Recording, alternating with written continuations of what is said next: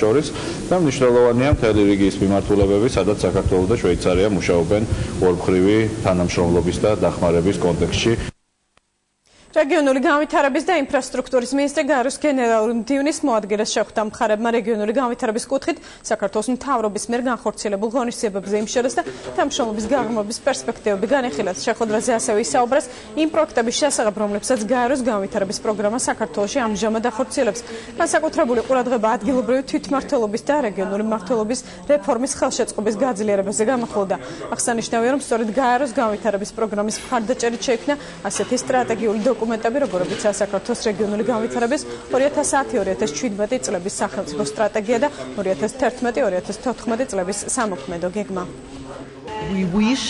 ძალიან ბევრი რამ გაკეთდა საქართველოს რეგიონებში ინფრასტრუქტურის განვითარების, ასევე ადგილობრივი თვითმმართველობებისა და რეგიონული მმართველობის განვითარების კუთხით და იმისათვის, რომ მოსახლეობა აქტიურად ჩართულიყო მართვის პროცესში. ჩვენ UNDP-ში ვიღებთ ინფორმაციას სხვადასხვა ქვეყნის მიღწევების შესახებ და ამ ინფორმაციას შემდეგ მთელ მსოფლიოს ვუზიარებთ. ვფიქრობ, საქართველოს შთამბეჭდავი წარმატების გაზიარება სასარგებლო იქნება სხვა ქვეყნებისთვის.